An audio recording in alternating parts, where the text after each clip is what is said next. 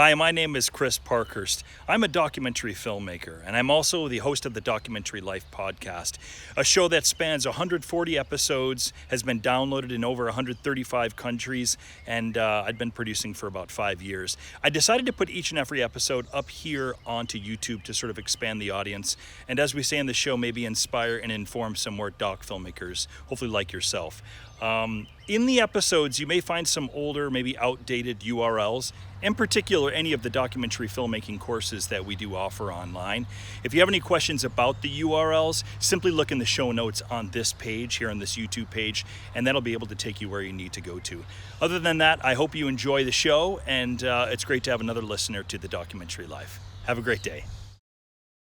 Microphone check, 1, 2, 3. City, sibilance. Levels check, good, sounds good. 1, 2, 3, rolling and...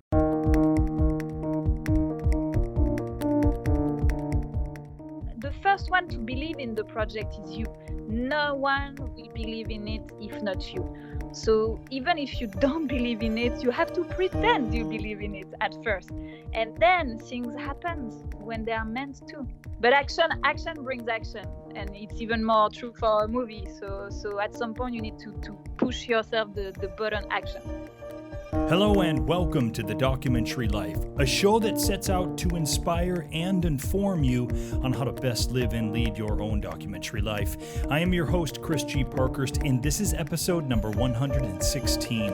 And it is brought to you by Barong Films, proud creators of documentary film, the Documentary Life podcast, and the Documentary Academy, our industry-changing A to Z documentary filmmaking program that will transform you into the documentary filmmaker that you've always wanted to be. Find out more at thedocumentarylife.com/academy.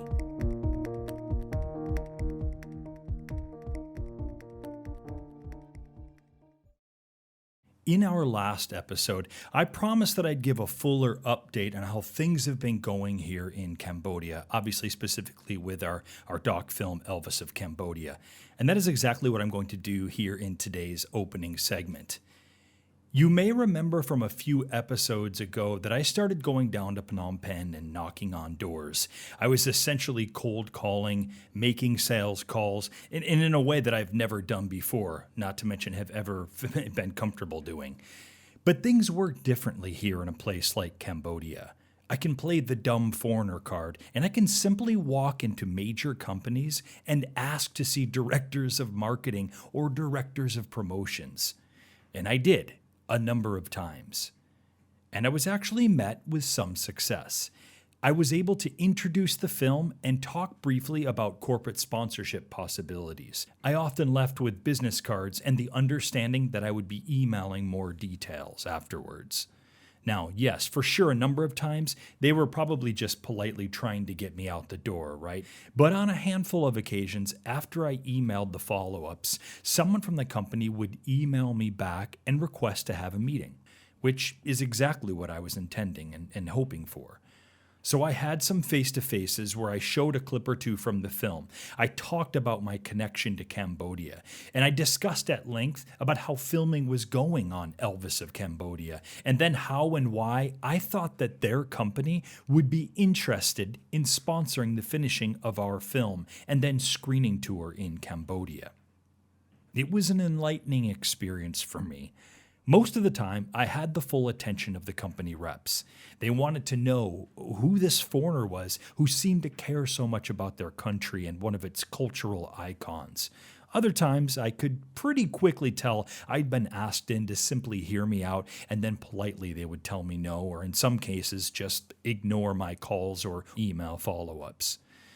There was a lot of back and forth after I would meet with a company. But it was quickly pretty obvious who was serious about their interest in corporate sponsorship and who wasn't. And I'm happy to say that one particular company, a high-profile telecom company here in Cambodia, just this past week finalized a sponsorship deal with us. Now, getting the first one feels really, really good. It's been a process, to say the least. From the first time I walked into their office, again, by the way, completely unannounced, to meeting with them, to the countless emails back and forth, going over contractual amendments, to finally just this past week getting signatures from both parties. Well, it's been a little exhausting, but like I said, it's also been rewarding, satisfying. It feels good to know that someone else out there believes in what you're doing, that they too want to see your film get finished and shown around the world. And while like any sponsorship deal like this works, there is an exchange of services, certainly. You don't have to sell your soul and make a less than ideal deal or form a sponsorship with a company that maybe doesn't align with your own core values or the message of your film. Every little bit helps, Doc Lifer. So I am here to say that making that first deal, it's the hardest one, but it is the most important one. Just as is the case with grants and film festivals, it's that first one that's the hardest to obtain. But once you do, amazingly, others start to want to be attached to your success. And in our case, getting our first corporate sponsorship for Elvis of Cambodia is already resulting in more interest from other companies. Remember that, because it's important when you're deep in the trenches and it's feeling like no one wants to sponsor your film, no one gives a damn about your film. Remember, just get that first one. Get that first one.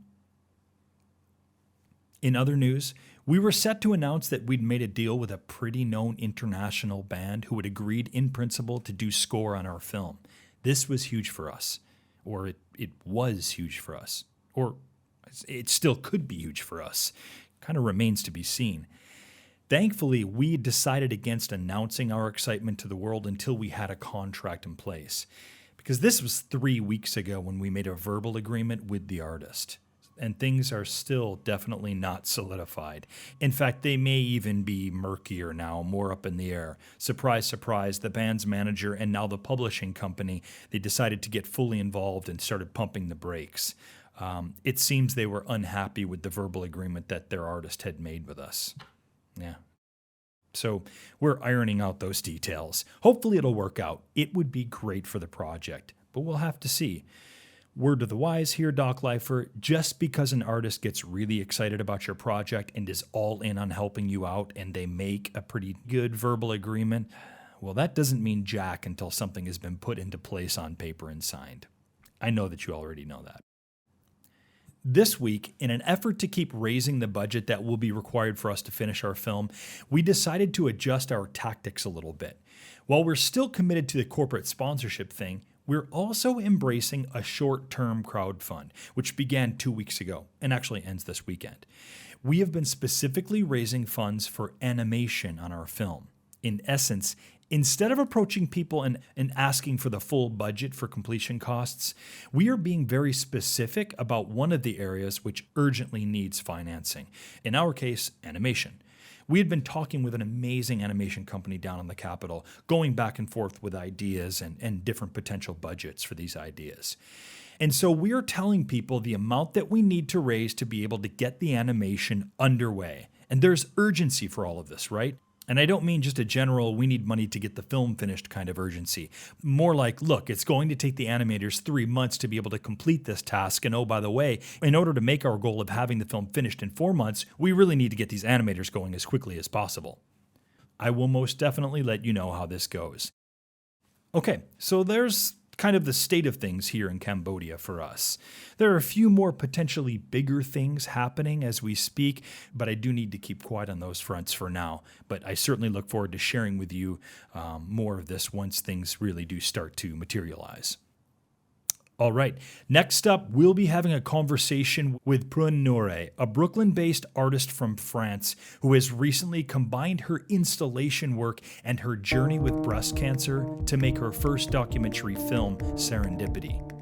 As always, thanks for joining me today here on The Documentary Life.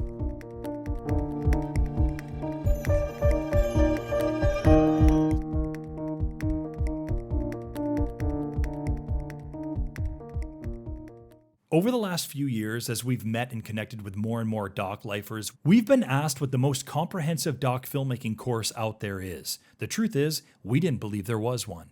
There are plenty of videos and some courses that walk you through some technical aspects of filmmaking and workshops that cover some of the business aspects, but there was nothing that specifically took the doc filmmaker through the whole actual doc filmmaking journey, both creative and business, from A to Z.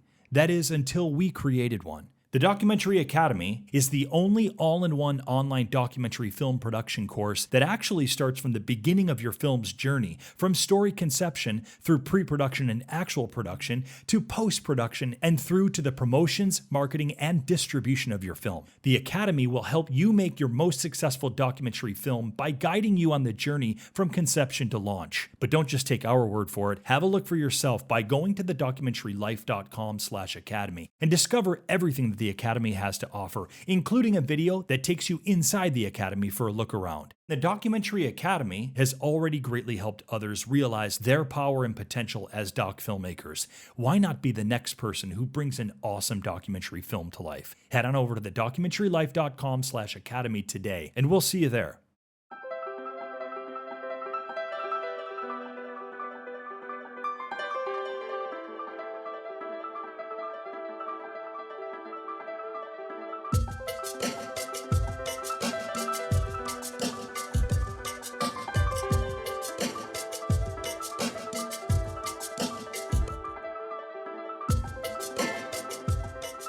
Prune Nourry is a multidisciplinary artist based at the Invisible Dog Art Center in Brooklyn, New York. She draws her inspiration from the issues of human definition and human selection.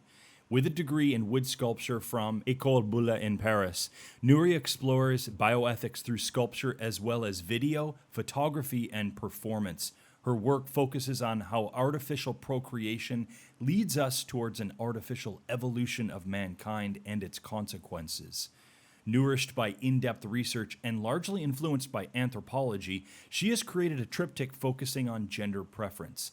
This triptych started in India with the projects Holy Daughters and Holy River.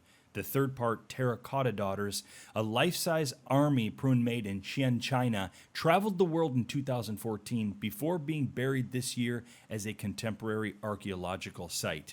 Prune Nourry, welcome to the Documentary Life podcast. Glad to have you here. Thank you. So happy to be with you in Cambodia from New York. That's absolutely true. This is actually a first of sorts. We've never had someone, an artist such as yourself, like this on our show. And it's wonderful because we're talking to you just as the release of your first documentary is happening. So very excited to talk about this. And of course, I'm referring to the documentary Serendipity. So Prune, help us out here a little bit and talk a little bit about your art background and how this led to making your first documentary film. So yeah, I'm mostly a visual artist, let's say, even if, art doesn't like labels. So Yeah. I truly believe the fact that you can pass from one to another. It's just image, photography, video has always been part of it, like not only part of it, but like a pillar of it. Why? Because I've worked a lot on ephemeral projects. Projects where my sculptures would be destroyed back into the Ganges River, for example, Yeah. or buried under the ground until 2030 for the army. Yeah. So the video, the documentation of it, the archives, is finally the only thing I have left. So it's so precious to me. And what experience did you have with film or video prior to actually making the documentary Serendipity?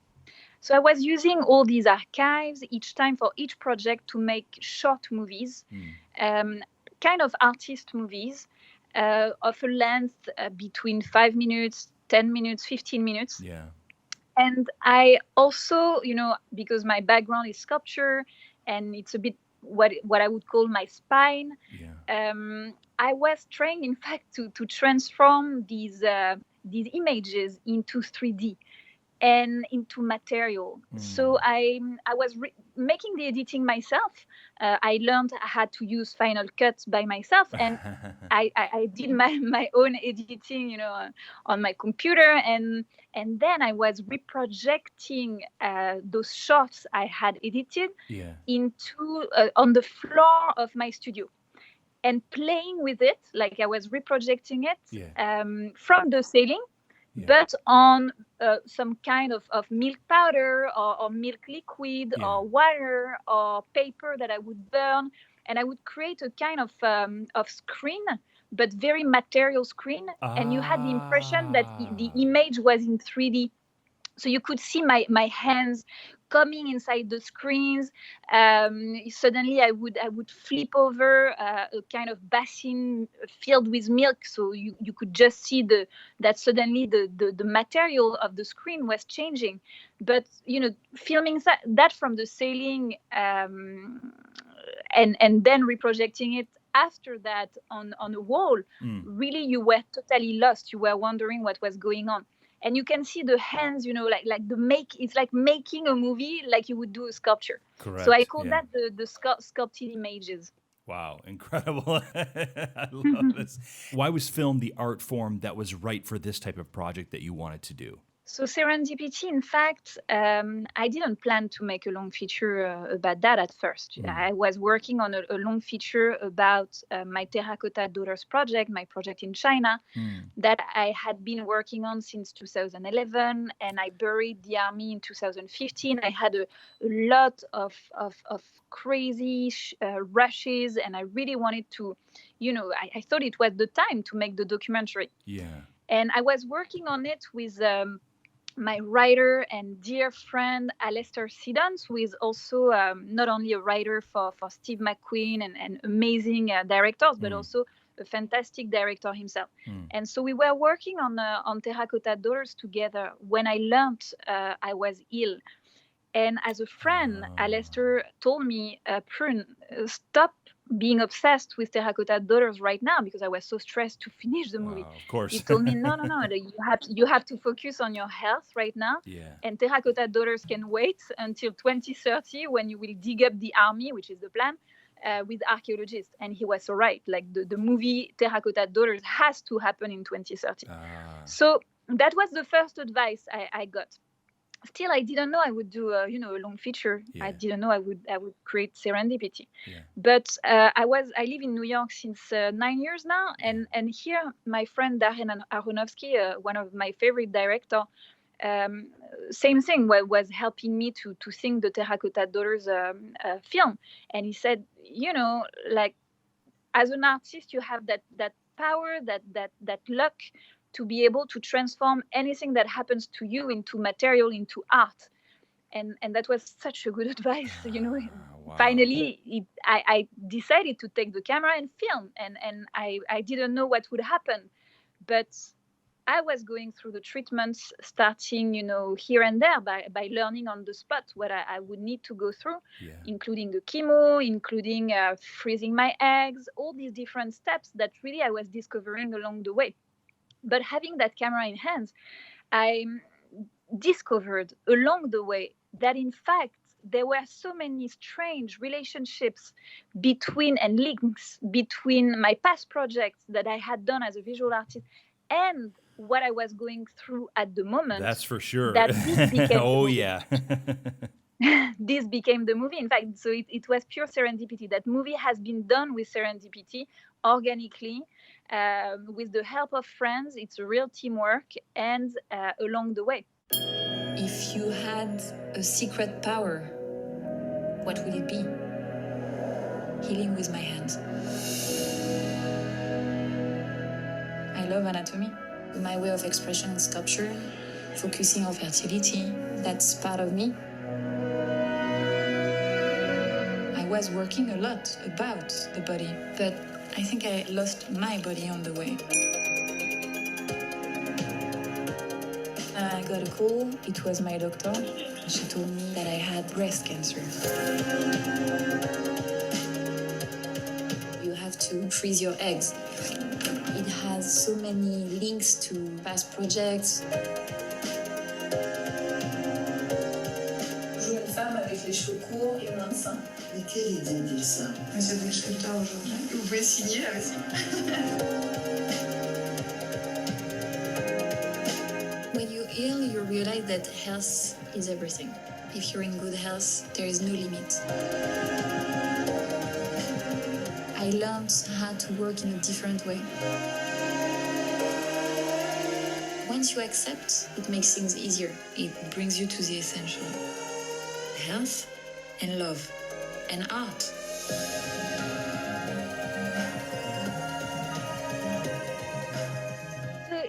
It's a movie where it's between my art and my private life, which was quite difficult for me as a private person to do that.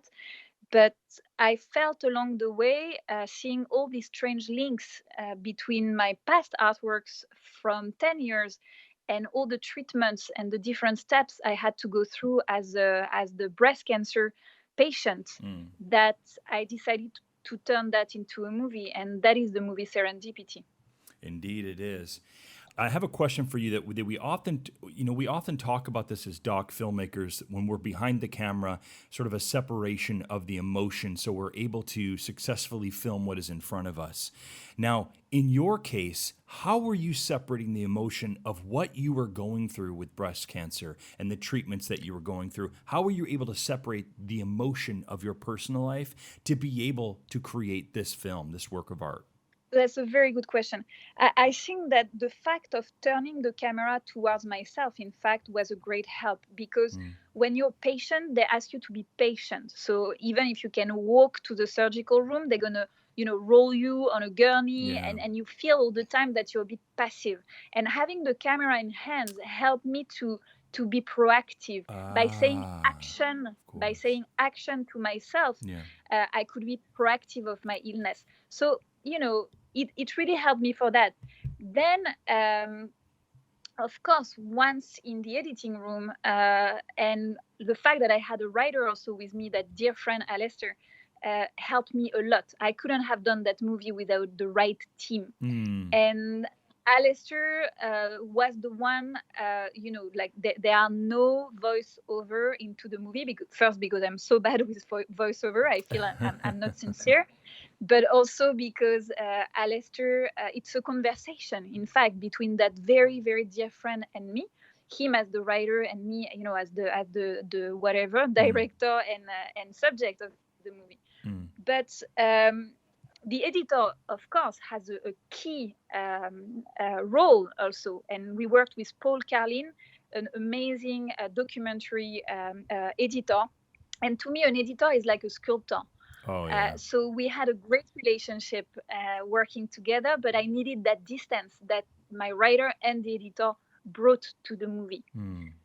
Also, so I would say the key part was having the right team. Yeah, always is, isn't it? How did having the camera around all of the time filming you, how did that affect your experience? Oh, sorry, there is another thing that I'm thinking about while you're talking about the emotion. I really had that issue, like at the middle of making the movie, at the end of making the movie, during the editing process. I was like, should I be the director of the movie? Like, it's too much in a way. I'm the subject and I'm the director. It's talking about my art and I'm the director. And I had great discussions with directors, friend of mine, including Cameron Yates, with a director that I love, who made the Chef Flynn lately, and also Kristen Johnson, who made Camera Person, with really one of my favorite movie. And getting into those discussions of understanding why I was doing it, why it couldn't be someone else doing it, because if I wasn't the director, then we wouldn't be sincere. Also because it was an artist movie, and so I needed to be subjective. An artist cannot be objective. So but I have to say it was very hard to take that decision, and it took me months to make it. I can imagine a lot of discussions, a lot of reflection. That takes time to kind of decide what the involvement is. And it often does at many points through the documentary process. We as doc filmmakers often change often at the outset we have an idea, right? And that idea, as often happens with documentary, the idea that we had at the beginning often changes in many different ways along the way. And it's up to us to kind of decide what sort of turns that we want to take and what paths we want to take with our films. So it's not surprising to hear this at all, especially given the personal magnitude of what you are creating. Hmm, exactly. How did the camera at all, if it did at all, how did the camera affect your medical experience, your experience with even going to hospitals and meeting with doctors? How did that affect that experience? Like, how aware were you that you were filming, if that makes sense? I truly think it helped me because it helped me to think about something else, like being in the corridor and being on the gurney and filming Yeah. the sailing. Um, I was thinking about being focused and not where I was going to be cut by a surgeon Yeah. a few minutes after. So it really brought my mind somewhere else, and also so I was thinking about something else, but also I could have a very interesting relationship with the doctors and the nurses. It was making things Mm. more light and more joyful and more playful. Yeah. So yeah, I think it was a really good way to be creative of the illness. Well, that's an important point, and let's talk about that a little bit in sort of logistically, if you will. How did you go about getting the medical staff to agree to be on camera? Talk about that process for the doc filmmaker. Strangely, it was quite easy and smooth. No one ever raised an issue about that. Um, Also, because maybe I was filming in France, where I decided to be treated, Mm. both for money reasons and also for because my family was there. So I don't know if it's because of the country, or because Yeah. of just the luck of the people I encounter on my path, Mm. but it's never been an issue. Okay, and logistically, can you describe what that looked like? And what I mean by that, Prune, is when you would attend a medical appointment, are you having a conversation with hospital staff or medical staff prior to going into rooms? Are you getting the okay from them to use a camera prior to going in, or were you just kind of going guerrilla style and rolling camera as the process was happening? So all the people you see their faces in it, of course, I asked them before, Yeah. and but mostly you see the doctors, and the doctors you have, because they take care of you on a long term. You have a specific relationship Yeah. with them. So it's mostly, the fertility doctors who is retrieving my eggs. It's and again serendipity. I didn't know him when I entered into his office, but I Yeah. realized after that we knew each other's from many different lives. So finally we had the kind of first friendship relationship like that. Yeah. Then it was with the surgeon, and the surgeon was a big fan of art. He liked my work, so it made things easier. And he was my sculptor for all the period of for months, for That's all the right. period of reconstruction. Yeah. I turned into the sculpture, so we really had that kind of complicity and exchange. But all for all the people that I encounter on the way, each time we would see their face or anything, and most of the time it's blurry, so you don't. I would ask them, of course. And we talk a lot about on the program as doc filmmakers the importance of the relationships that we're building.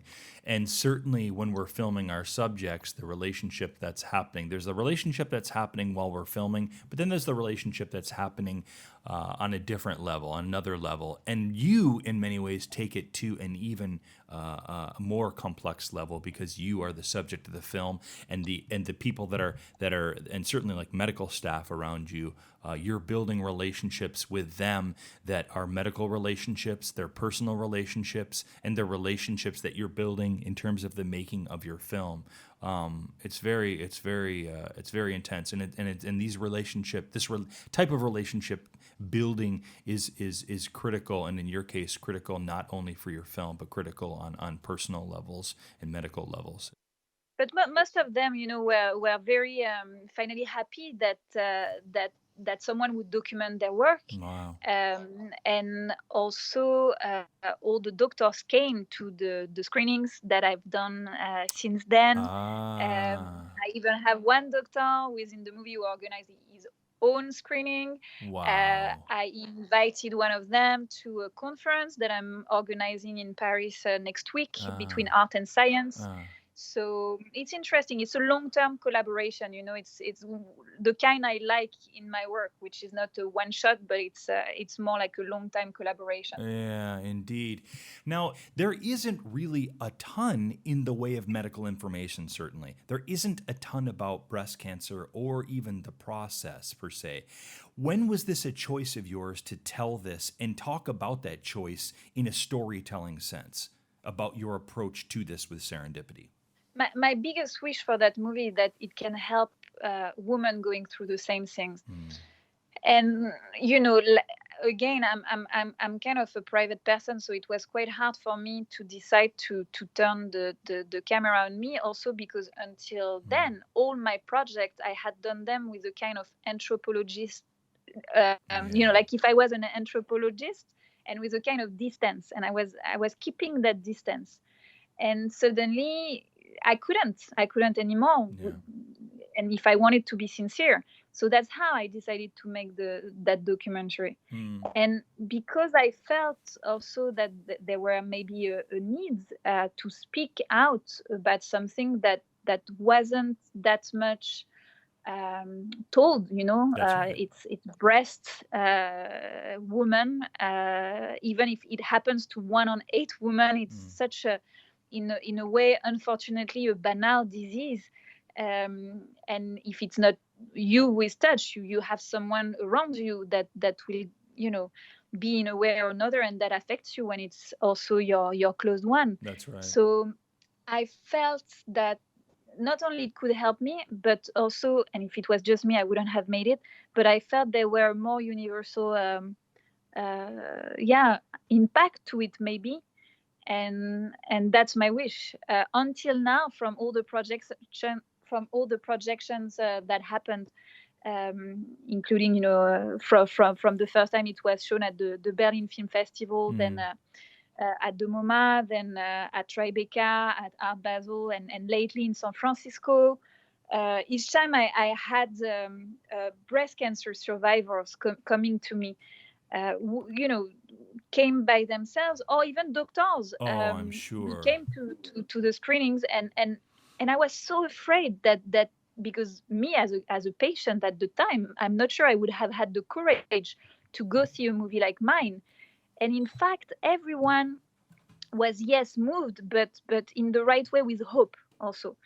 And I mean that's the way to fulfill my wish. I'm really looking forward for the movie to be released, and also to work with hospitals, clinics, to set up a kind of different screenings that would happen also in university, medical school, etc.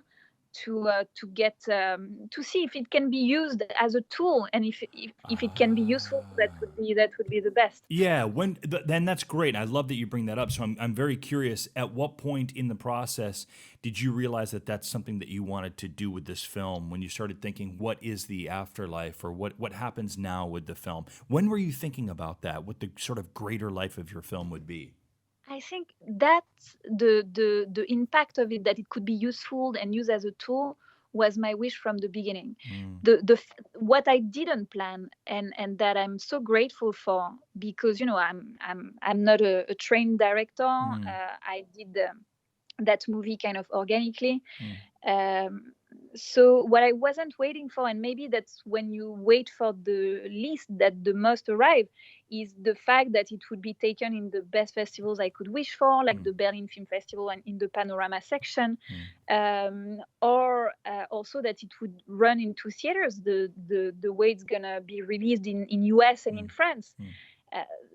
This is totally incredible for me. So But the impact and the fact of organizing screenings with hospitals and clinics and for women, that I had it in mind from the beginning, or I wouldn't have done that movie. Yeah. Well, speaking of the process of doc filmmaking, and by the way, I know that a big part of your work and background was an interest was in anthropology, and it's my belief that anthropologists make some of the best doc filmmakers, and you did very well here. What Thank you. I would love to hear, Prune, what, if anything, surprised you about the documentary filmmaking process? What would you like maybe other first-time doc filmmakers to know that you wished that you had known about making your first doc film? That's a good question. I think the choice of a team where you feel good with them, in trust, that's very important. The fact of choosing, to surround yourself with people that you trust professionally and humanly. This is key, because a movie doesn't happen without a team and without a good team. Then it's not be afraid by the money steps. I think when things should happen, they happen even with very few money. All the images that I did until then were coming from I was financing my own project by the selling of my work and reinvesting it into that, and sometimes making loans to be able to pay for it. But in the end, you can do a lot with few money. Also, when things are meant to happen, at some point they will arrive. And I was lucky on the way, to meet the right people at the right time. That opened some doors, and suddenly things were right. I think when you have the first one to believe in the project is you. No one will believe in it if not you. So even if you don't believe in it, you have to pretend you believe in it at first, and then things happen when they are meant to. Beautiful. Fake it till you make it. Love it. It's so beautiful. But action brings action. It does. It's even more true for a movie. So at some point you need to push yourself the button action. Yeah, you better believe it. Well, I'd love to hear a little bit more about the process of, how the universe kind of conspires to work for us, right? In your case, you would end up at some point either meeting or being connected with some very recognizable names as executive producers.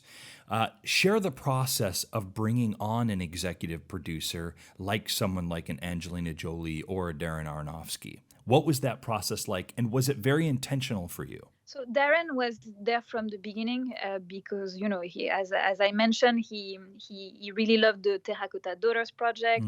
So he was very supportive to me as a woman, artist and director, to tell me, okay, you have incredible images there. You should do a long feature. He saw the short that I had done about Terracotta Daughters that I was showing in the world tour when I brought my Terracotta Daughters army around the world. I wanted that people not only walk through an army of sculptures, but that they would understand the process behind it. The work I had done for more than a year with craftsmen in China, the fact that it was based on 8 real girls, orphans from the deep countrysides of China, where you have the most sex selection. Also the fact that the project was not only to make that army, but also to bury it at some point in China in a secret place until 2030. So I did a short documentary edited by an incredible editor with Anne-Sophie Bion, the editor from The Artist, that movie that no one believed in and made it to the Oscar. That's right. With a beautiful French accent, as terrible as mine.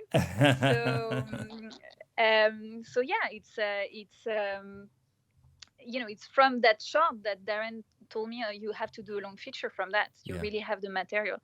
And then when I was ill, he was the one to tell me, okay, focus on yourself, yes, and turn the camera, you can make something of it.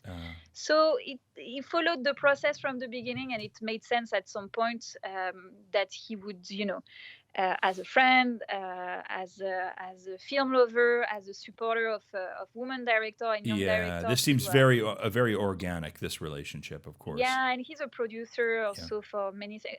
I mean, really, he was an incredible help, and he's still. And then for Angelina, I was lucky to be in touch with her through two different friends. When I learned I was ill, and it started by having her giving me advices about doctors and clinics. She put me Oh, in touch with her doctors. But again, I'm in France, and it's not like I don't even know how she got to give me those advices, but it happened. I was very lucky, but it came from a bit nowhere in a way, So I took that luck of speaking to such an incredible artist and director, because she's really an inspiration mm. for women, and for women directors, for sure. Like the movie she did in Cambodia, for Oh example, yeah, where she's a you are right huge, now. massive inspiration here for many, many Exactly, years. exactly. Working with Pan, and so Rittipan's you in our know. film. We know him well. Oh, amazing. Yeah, she gave me first some advices about doctors, and then I ended up speaking once I was into the process of the movie, giving her some news, as she was also asking for some news of my health. Yeah.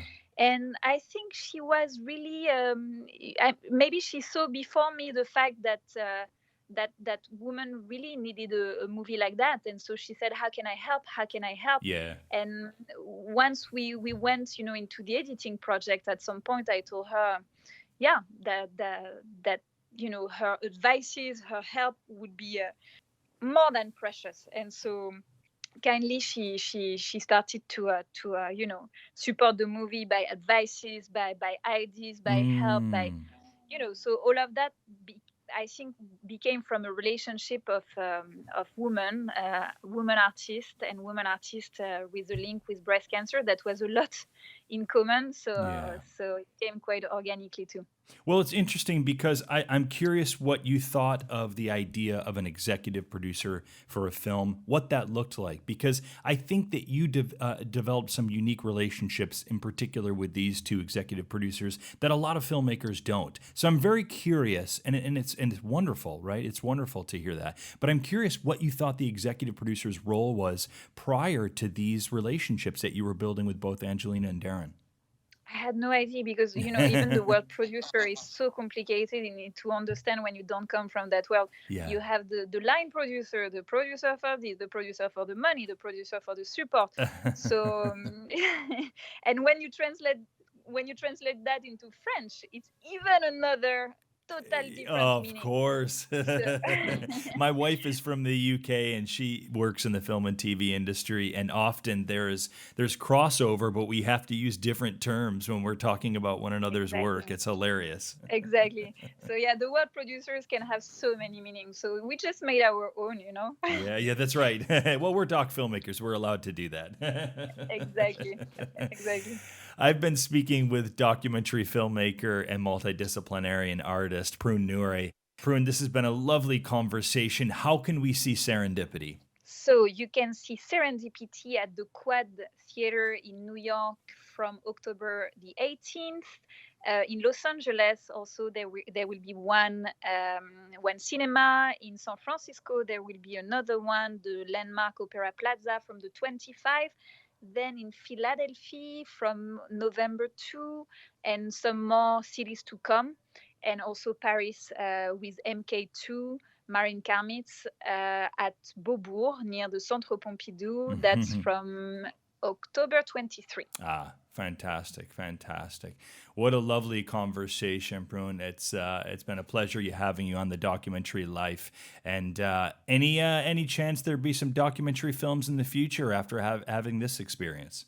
For sure, once you get the bug, but I will for sure release one in 2031. I'll Once bet. the army will be excavated, and I go back every year and a half to film the girls' orphans I base the project on, and also the craftsmen I work with. So the movie will be a 20 years process documentary. Fantastic. Well, you are an anthropologist at heart, so I don't think you'll be able to stay away from documentary for too long. Thank you again That's so much right. for being on the show, Prune. What a lovely conversation. Thank you, and have a lovely trip to Cambodia. I can't wait to see your movie. Don't forget, we'd love to have you join us in the Documentary Academy. Come and take a look at how we can help you make your best documentary film at thedocumentarylife.com/academy. That's thedocumentarylife.com/academy. Thanks for listening, and we'll see you soon.